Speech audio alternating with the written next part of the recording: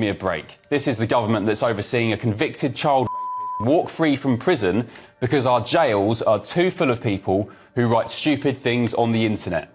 Starmer has taken the United Kingdom to its knees within 9 weeks of being in government. There is a growing feeling of anger in this country that we are living through two-tier policing and a two-tier justice system. Keir Starmer is more of a psychopath, that none of them know what they're doing. Can you even live in Britain anymore? Has Keir Starmer really turned into two-tier Keir when it comes to justice? That's the question on everyone's mind as the Labour leader's soft-on-crime policies are causing public outrage. Yet again, Starmer and his party are letting criminals slip through the cracks of the justice system, and it's infuriating the British public. What's worse, while the average Brit faces the brunt of the law for minor offences, serious criminals seem to get a free pass under Starmer's leadership. So why is this champion of justice failing to deliver? Is it hypocrisy? Or plain incompetence? Either way, here's the heinous criminals Starmer let out. And as for what Starmer calls a societal black hole, give me a break. This is the government that's overseeing a convicted child rapist walk free from prison because our jails are too full of people who write stupid things on the internet. And let me tell you, there's nothing more rotten about a society that allows child abusers to roam free. A haven of peace and stability, my backside. This is one of the recent cases that has pushed public patience to its limits. Under Starmer, a heinous criminal charged with a crime that should never be taken lightly was allowed to walk free. No wonder it's sparking outrage across the country. While specific details of this particular case might not be public due to legal proceedings, the trend here is clear. Starmer's soft-on-crime stance seems to be undermining the British justice system. And who can blame the public for feeling betrayed? This systematic undoing of the justice system didn't go unnoticed. In fact, here's Nigel Farage putting the facts straight. There is a growing feeling of anger in this country that we are living through two-tier policing and a two-tier justice system. You can't be mean on Facebook, but it's fine to be a disgusting criminal in Starmer's books. Two-tier Keir strikes again. One rule for those involved in serious crime and another for the average Brit. Perhaps Starmer was too busy polishing his speeches on human rights and leniency to consider the safety of the public he claims to protect. It begs the question, how can the Labour Party, under his leadership, call itself a defender of justice when it lets criminals off the hook? This isn't just a single case, by the way. There have been multiple cases of violent criminals being let out onto the streets of Britain. Here's a few of those cases. The whole question of early release. I mean, what is the point of a sentence if people are let out after only serving 40% of it? One of the people released from one of the northern prisons yesterday had, wait for it, 109 previous convictions. So that person, I would say, is bound to reoffend. Of course, they're bound to reoffend. 109 convictions is outrageous. That's somebody who needs to be locked up to keep the streets safe. And yet, a criminal like that being released early defeats the entire point of justice. It's an insult to victims and an insult to law and order that we used to pride our country for. Really, what's the point of punishing someone if you're not going to complete the punishment? It sends a very clear message to the criminals that our leader is weak and they can do whatever they want without facing any consequences. Don't take my word for it, hear it from Starmer himself. They didn't just know the system was broken. They were betting on it, gaming it. They thought, they'll never arrest me. And if they do, I won't be prosecuted. And if I am, I won't get much of a sentence. Now, if they do get a sentence, Starmer's set to let them walk free. This is, in his own words, as fundamental a failure of a government as it can get. Yet, one of the first things he did after being elected was letting prisoners out after they had served just 40% of their sentence. It's obvious that there's some two-tier business going on here. Criminals get out and people who post something unacceptable online get thrown into prison. Sure, inciting violence should be punished, but not at the expense of letting out criminals who are far worse and way more violent. But let's go to the start of this, the beginning where Starmer promised a utopia. Nothing is more important or fundamental to a democracy like ours. The rule of law is the foundation for everything. Margaret Thatcher called it the first duty of government, and she was right about that. an expression of individual liberty, our rights and responsibilities, but also justice, fairness, equality, one rule for all. That's the principle I've been proud to serve all my adult life. When Starmer rose to the top as the leader of the Labour Party, he pledged to be tough on crime. Tough on the causes of crime sounds promising, right? But let's look at the reality here. The UK has been facing rising crime rates, particularly violent crimes, and yet we see policies that favour rehabilitation over actual justice. While it's a noble sentiment to believe everyone can be rehabilitated, let's be honest, some crimes demand justice rather than leniency. And who exactly does Starmer think he's fooling by letting criminals, particularly dangerous ones, get a slap on the wrist? He's certainly not fooling us or Rishi Sunak, who had this to say about him. Since 2010, crime down by 50% under the Conservative government, Mr. Speaker.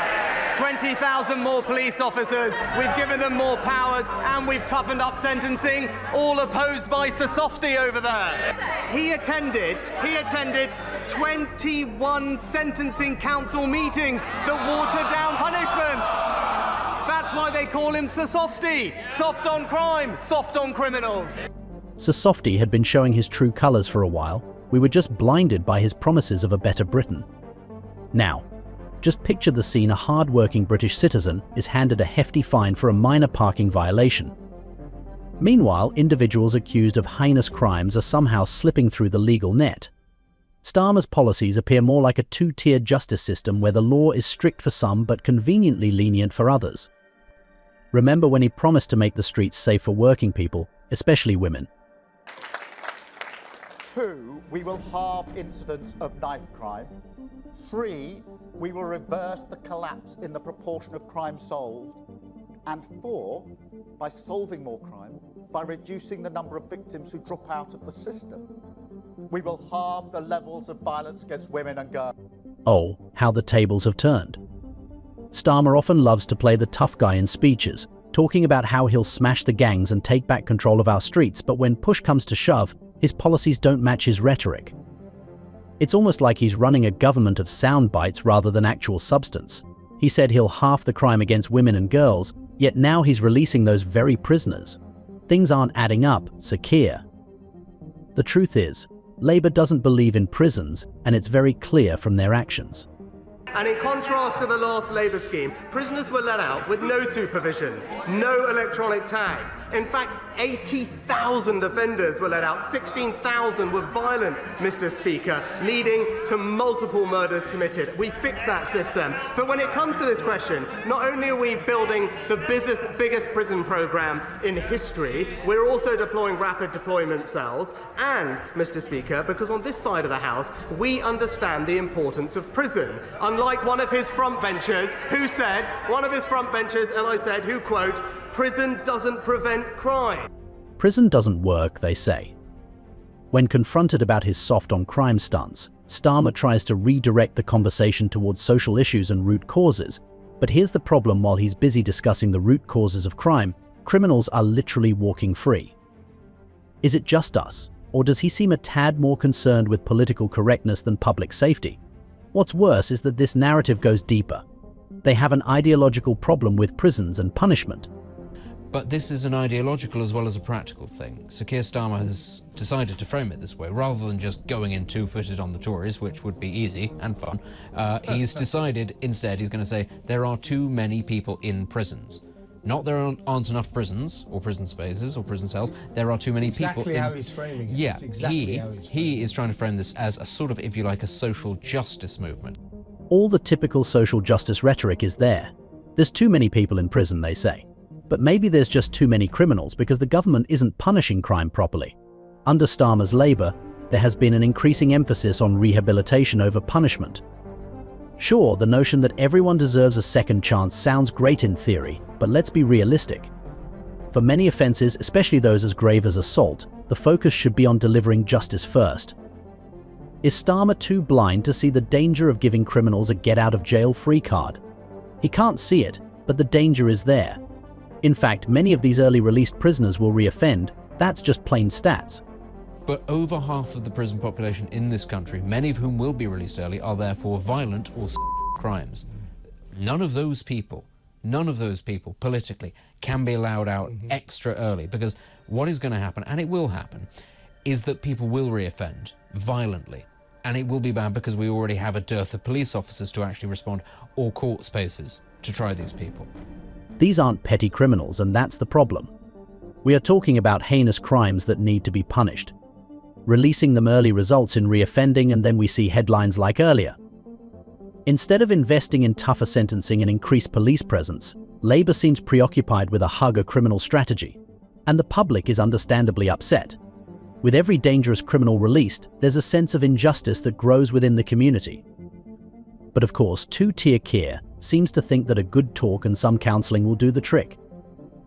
But no, Starmer would rather put the resources and effort elsewhere punishing free speech. But this is coming from a government that has the power to imprison people for exercising their right to free speech. Whereas many perpetrators of violence in the recent riots have rightly been arrested and prosecuted, increasingly we're seeing police knocking on people's doors for social media posts that contain disinformation or the potential to stir up hatred. So where exactly are Starmer's priorities? Rather than addressing the rising crime rates or securing the public's safety, Labour's focus appears to be on virtue signalling. Let's be clear here. Inciting hatred is bad, but does it really need to be policed like this? Especially in times when, according to Labour, we're running low on resources. Take, for instance, the endless debates on human rights for criminals while the victims suffer in silence. Starmer's Labour seems to have mastered the art of grandstanding on humanitarian ideals while ignoring the grim reality on the streets. They don't really care what you and I think, because they reckon they've got a 170-seat majority and they'll ride roughshod over the British people. But I think they're in for a shock, because the British people aren't stupid. And as the way you set it out, we can see precisely what they're up to, and they will be held to account. And ultimately, you can't silence the people. Public opinion of Starmer's handling of crime has plummeted faster than you can say. Two-tier Keir polls now show that confidence in Labour's crime policies is at an all-time low. And it's not hard to see why. The public wants action, they want safety, and they certainly don't want to see dangerous offenders getting off lightly. Keir Starmer's personal approval ratings are in free fall. 44% of people are dissatisfied with him. That's his worst ever rating. And things are set to get worse for Starmer. In a recent poll, almost half of Britons are done with Starmer. They don't think that the country is headed in the right direction. Starmer, however, appears to be doubling down on his rehabilitation-first approach. But in doing so, he's leaving Labour exposed to criticism. After all, who would vote for a party that seems more concerned with the welfare of offenders than that of law-abiding citizens? In fact, here's the direct statement of a mother whose son became a victim to these violent criminals. The murder, the death of your poor son is going to be let out nice and early, as if nothing happened. How do you feel about that? It's a goddamn disgrace. Feel sick to me stomach. Absolutely sick to me stomach that he's going to be allowed out. It's an utter disgrace. Nobody can disagree with that. Imagine what that mother must be enduring seeing the person responsible for taking the life of her son walk free. And this isn't an isolated case. Things like these are popping up all around the nation. Thousands of such criminals are being released, and they're celebrating outside prisons by popping champagne. It's bizarre, and some people are not mincing words. Take this reporter, for example. I'm so sorry if I sound like a broken record that this lot that have ended up in Downing Street are literally insane, but they are. I really am every day believing that Keir Starmer is more of a psychopath, that none of them know what they're doing, that David Lammy is as thick as two short planks, Angela Rayner, well, I wish she'd stick to clubbing, and they're trying to kill off pensioners and get us into a war. I mean, what the hell is going on? Who on earth voted for these morons? Those are some seriously harsh words. But then again, can you really blame the people for being this angry? What Starmer has been doing is mirroring insanity. People are bound to be pissed. As for who voted for these people, not many. Believe it or not, they won a huge victory, but only 20% of the people voted for them. And now, if the polls are something to pay attention to, even those people are turning against this government. It's not just the people either. His own party members are up in arms. He thinks that he's gone in strong by, you know, cracking down on the rioters. He's got to follow through now with cracking down on his staff to maintain power, because let's be honest, there are lots of people in the Labour Party that would like to be leader other than Starmer, and that rebellion will come soon enough, and this is why he's taking such a hard line now. Where's the Labour Party in all of this? Well, they're being silenced by Starmer. That's right, the punishment for speaking up against him is direct suspension. You'd think Starmer would be trying to restore the public's faith in their approach to law and order. Yet, there's a hardcore crackdown from Starmer against anyone who disagrees. It seems Starmer has managed to muzzle his MPs on this issue, leaving the public to wonder if the entire party is in on this two-tier justice charade. If you think that's ludicrous, you'll be surprised by what might come next. Help me out. So I break the law, and I get 10 years for whatever, but after 5, because we ain't got enough prisons, I'm going home. Now, unless I come from Mars, that's ludicrous. If Starmer's policies keep heading in this direction, we might as well declare a National Criminal Amnesty Day. Imagine it a day where everyone who's ever committed a crime gets a free pass, courtesy of two-tier Keir. Hey, it might not be as absurd as it sounds, given the way things are going. Or perhaps we should suggest a new game for the public called Guess. The sentence rules a simple read about a crime and try to guess how little time the offender will actually serve under Starmer's Labour. Fair warning though, the game might induce feelings of disbelief, anger and sheer confusion.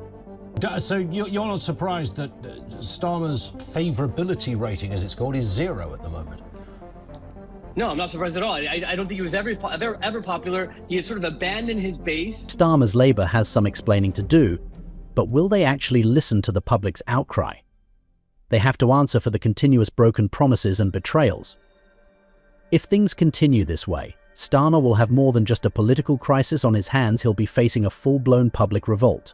Because at the end of the day, justice should not have tiers, it should be equal, fair, and tough when it needs to be. It makes people go, do you know what? Why am I working, grafting, paying my tax, staying on the right side of the law and doing everything decent? Why don't I just break the law? Listen, May can't come soon enough, because this party, this government is going to be destroyed in the May elections without any shadow of a doubt. Destroyed. Destroyed. It is. I think we're going to see a very substantial shift in public opinion if we're not already experiencing it. The people of Britain are fed up. They're tired of the double standards, the leniency, and the apparent disregard for public safety. Starmer promised to be the leader who would restore law and order, but his track record paints a different picture. Whether it's letting dangerous offenders walk free or focusing more on criminals' rights than on victims' justice, it's clear that the so-called two-tier approach is failing. For those frustrated with this direction, remember to stay informed and speak up. The best way to do that is to like the video and subscribe to the channel. The truth needs to be out there, and we're just getting started.